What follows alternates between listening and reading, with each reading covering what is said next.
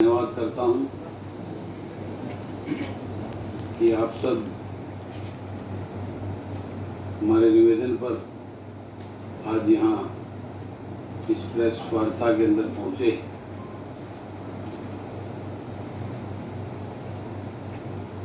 जैसा कि आप सब जानते हैं कि प्रदेश में चल रही आज की राजनीतिक त्रिपाठी का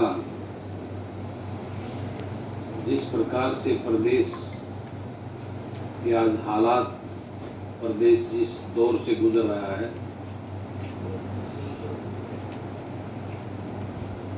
उस परिस्थिति को देखते हुए मैंने महसूस किया कि लोगों के बीच जाकर लोगों को जगाने की जरूरत है। और उसी क्रम में मैंने 26 जनवरी से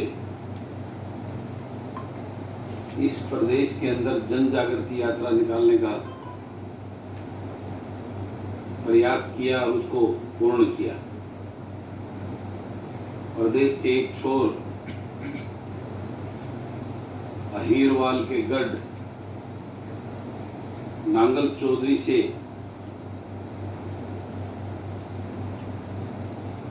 हमने इस क्षेत्र के ईमानदार व्यक्तित्व और हमेशा इस क्षेत्र के हकों के लिए अपना जीवन संघर्ष में बिताया, ऐसी शख्सियत आदरणीय रघु यादव जी से नांगल चौधरी में आशीर्वाद लेकर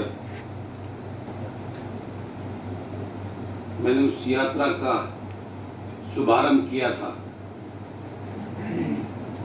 और 26 दिन प्रदेश के अनेकों क्षेत्रों से होते हुए पंचकुला में उस यात्रा को पूर्ण किया था और उसका समापन पंचकुला में रामलीला ग्राउंड में एक जनसभा करके आदरणीय रघु यादव जी के द्वारा हमें वहां भी आशीर्वाद मिला था। उसको संपूर्ण करने पर उस सफल यात्रा का हमारा मार्गदर्शन करके हमें हौसला अफजाई किया था। और पंचकुला की धरती से उस यात्रा के संपूर्ण होने पर इस प्रदेश की सरकार को एक बहुत बड़ा संदेश देने का काम किया था। और उसके बाद उसी क्रम में मैंने प्रदेश में अपना जनसंपर्क लगातार बनाए हुआ रखा है और प्रदेश के युवा नेतृत्व को, जो पढ़े लिखे और ऊर्जावान हों, उनको राजनीति में भागीदारी करने के लिए, ताकि इस व्यवस्था परिवर्तन के उद्देश्य को लेकर जो मैंने ये मुहिम चलाई है उसको पूरा किया जा सके।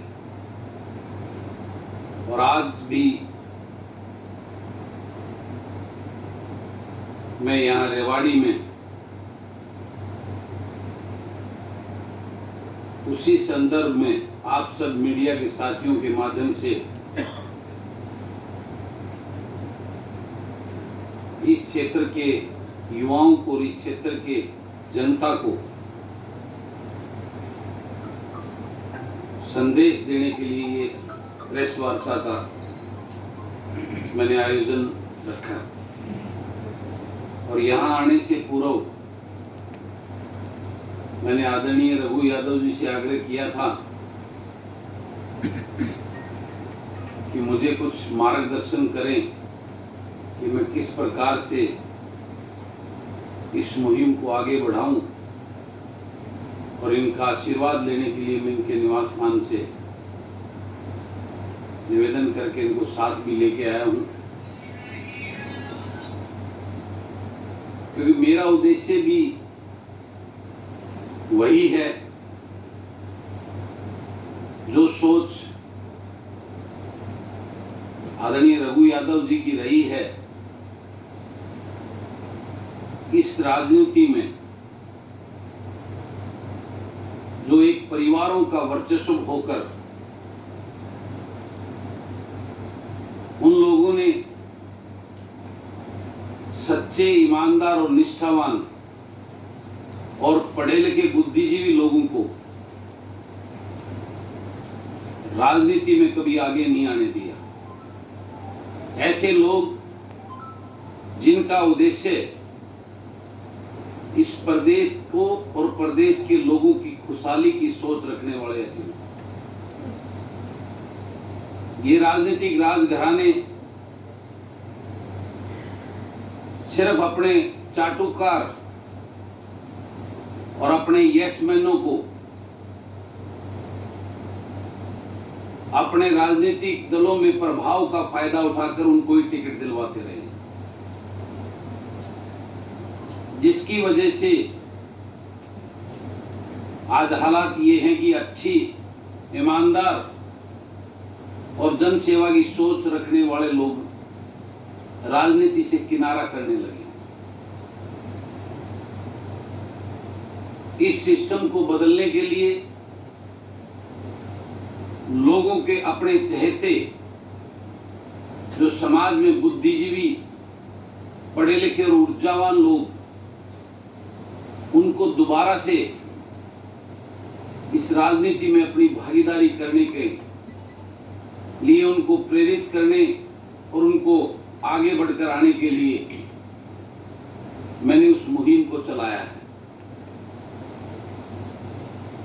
और उसी के उद्देश्य को लेकर आज मैं आपके समक्ष इस प्रेस वार्ता के लिए पहुंचा हूं और लगभग 1 घंटा से ज्यादा मैंने रघु यादव जी से कुछ टिप्स लिए हैं और आगे इनसे भी निवेदन किया है कि आप एक मार्गदर्शक के रूप में हमें आशीर्वाद देकर इस प्रदेश की खुशहाली के लिए आगे आए, क्योंकि इनका बहुत लंबा राजनीतिक अनुभव है और बहुत पढ़े लिखे और हर क्षेत्र के, हर राजनीतिक दल के अंदर तक की चीजों को जानने वाले हैं। हम तो राजनीति में, मैं तो नया हूं, नॉन पॉलिटिकल परिवार से हूं,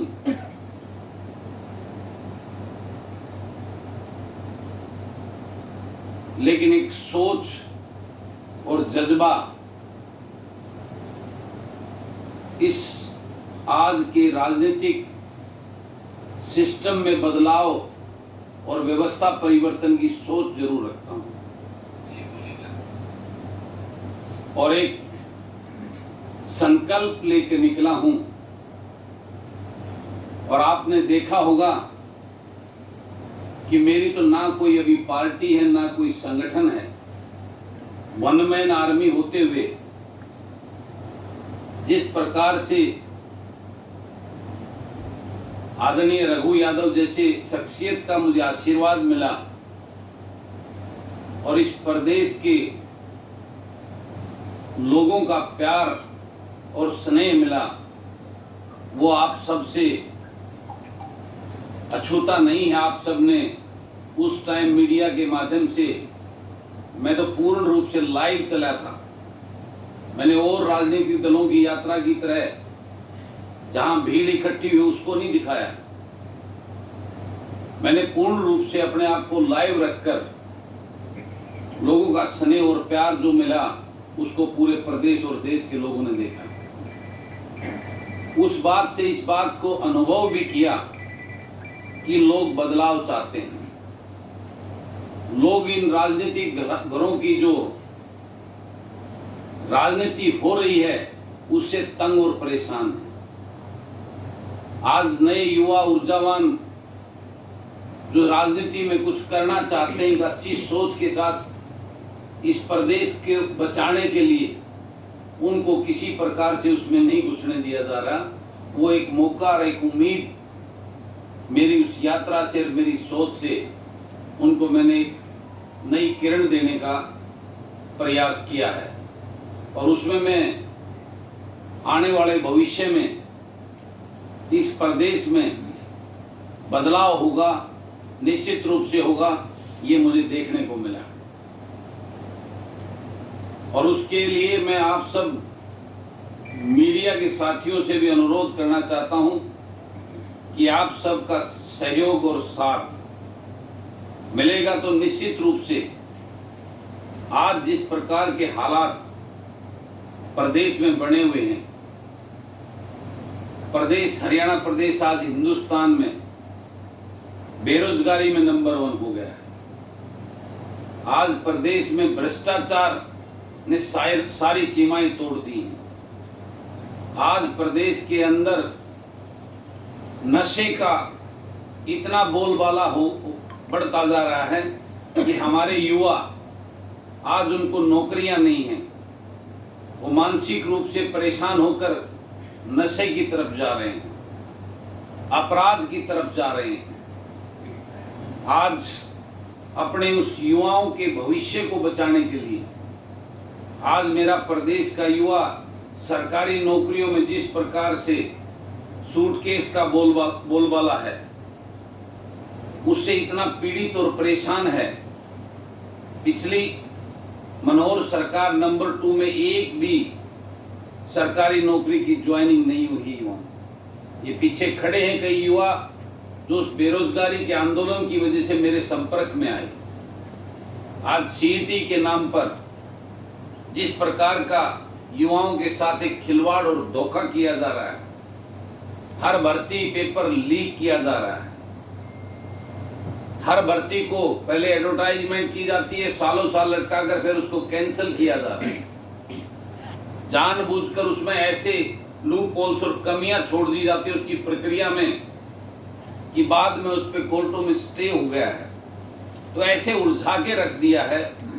आज मेरे प्रदेश का युवा बहुत ही गंभीर परिस्थिति से गुजर रहा है। उस युवा के भविष्य को बचाने के लिए, उस युवा को जगाने के लिए, और ये प्रदेश में जो राजघराने स्थापित हो गए हैं, हमारे पूर्वजों ने इन राजघरानों को खत्म करने के लिए अपने बलिदान और कुर्बानियां दी थी और देश के अंदर एक लोकतांत्रिक प्रक्रिया लागू की थी।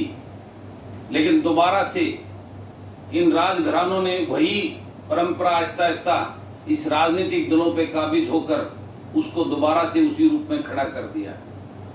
इस परंपरा को तोड़ने के लिए दोबारा से एक क्रांति और एक आंदोलन करके इस प्रदेश के लोगों को जगाकर इनका तिलिस्म तोड़ने के लिए मैं इस राजनीति में आज पूरे प्रदेश के उस पर निकला हूं, ताकि इस प्रदेश में लोकतांत्रिक प्रक्रिया के तहत जो आम किसान, गरीब मजदूर का बेटा जो पढ़ा लिखा, ऊर्जावान और अच्छी सोच वाला हो, जो प्रदेश के लिए कुछ करना चाहता हो, अपने क्षेत्र के लिए विधानसभा और लोकसभा में जाकर उनके हक दिलाने का जज्बा रखता हो, ऐसे लोगों को आगे लाकर तभी इस प्रदेश और देश को बचाया जा सकता है। उस उद्देश्य को लेकर मेरी ये मुहिम चली गई। मैं आप मीडिया के साथियों से कहना चाहता हूं कि आपका इस बारे में मेरे से कोई सवाल कोई वो हो तो आप इससे पूछ सकते हैं। मेरा एजेंडा यही है कि आज जिस प्रकार के हालात हैं, उस हालातों से इस प्रदेश को कैसे बहाल किया जा सके। मेरे प्रदेश को खुशहाल कैसे किया जा सके। ये प्रदेश का ये क्षेत्र, अहिरवाल क्षेत्र, सदियों से इनको पानी दिलाने के नाम पर इन राजनीतिक दलों ने अपनी राजनीतिक रोटियां सेकी हैं, लेकिन धरातल पर वो काम किया नहीं, सिर्फ उसको एक राजनीतिक मुद्दा मात्र रखकर वोटें लूटने का काम किया है। इस क्षेत्र को डेवलपमेंट करने का नाम पर किसी ने चिंता नहीं की।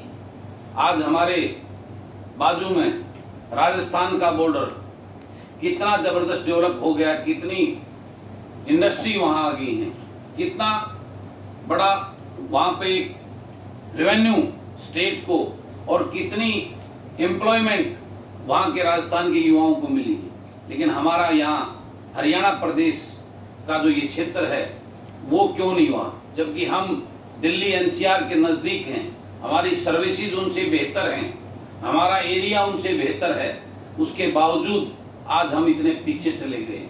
ये सब हमारे राजनीतिक लोगों की सोच की वजह से है, उनकी कार्यशैली की वजह से, क्योंकि उनकी सोच ये है कि अगर ये लोग डेवलप होंगे, ये शिक्षित होंगे, संपन्न होंगे, तो ये इनके खिलाफ खड़े हो जाएंगे। इनको जब तक दबा कुचला के नीचे दबा के रखेंगे, तभी ये लोग हमारे जयकारे लगाएंगे, हमारे वोट देंगे और हमारे दरवाजे पे आकर हमारे पैरों में पड़े रहेंगे। इस सोच को बदलना, इन लोगों को उठाना, यही बलराज कुंडू का उद्देश्य है। और उसी के लिए मैं आदरणीय रघु यादव जी से मार्गदर्शन लेने के लिए लगातार इनके संपर्क में हूँ। जनवरी से आप पार्टी का इंतजार कर रहे हैं जी, और कितना इंतजार कराएंगे? देखिए, पार्टी के प्रोसेस में 4 से 5 महीने लगते हैं मिनिमम। 4-5 महीने मिनिमम होते हैं, 6 महीने तक भी लग जाते हैं। वो प्रोसेस में पूरा जो डॉक्यूमेंट प्रोसेस होता है वो कंप्लीट हो गया है और आने वाले, मैं उम्मीद करता हूँ 2-1 महीने तक वो प्रोसेस पूरा होकर हमारा रजिस्ट्रेशन हो जाएगा। उसके बाद आपको अनाउंस करके एक बड़े रैली के रूप में उस पार्टी की हम घोषणा करेंगे और तब तक के लिए मेरा जन सेवक मंच प्रदेश से जन सेवा की सोच रखने वाले लोगों को उस सूत्र में बांधकर उस कार्यक्रम पे लगे हुए हैं। रघु यादव जी का आशीर्वाद आपने दिया, उनकी क्या भूमिका रहेगी पूरे इस मामले में? वो तो अभी तो हम इनसे मार्गदर्शन ले रहे हैं, इनसे टिप्स ले रहे हैं। बाकी इनके लिए ये सर्वोपरि जो भी कहेंगे वो हम हाथ जोड़कर, हमारा सौभाग्य होगा। ये किस भूमिका में आए ये तो इनके ऊपर निर्भर करता है। अभी चुनाव लड़ने की बात आप कर रहे हैं, व्यवस्था परिवार बनेगी या लोकसभा लड़ने की, विधानसभा लड़ने, इसको लेकर क्या? देखिए, कोई इरादा नहीं है। हाँ, विधानसभा में हमने नंबरिंग नहीं देखनी, कितने नंबर पे हमने चुनाव लड़ाना है। विधानसभा में हमारा उद्देश्य कितने अच्छे लोग जो उस सोच के हों, इस सोच को लेकर मैं इस राजनीति में आया हूं। मैं तो पूर्ण रूप से नॉन पॉलिटिकल फैमिली से हूं। मेरे तो खानदान में किसी ने पंचायत मेंबर का चुनाव लड़ने की सोची भी नहीं। मैं तो एक टीस और दर्द लेकर इस प्रदेश की हालात और प्रदेश की युवा की दुर्दशा को देखकर मैं इस राजनीति में आया हूं। उस सोच के जितने भी लोग हमें मिलेंगे, हमें 20 लोग मिलेंगे तो 20 को लड़ाएंगे, हमें 30 लोग मिले तो 30 पे लड़ाएंगे, हमें 50 लोग ऐसे मिलते, युवा ऐसे पढ़े लिखे ऊर्जावान, तो 50 को लड़ाएंगे, और 90 लोग मिले तो 90 पे लड़ाएंगे। राज घरानों की बार-बार चर्चा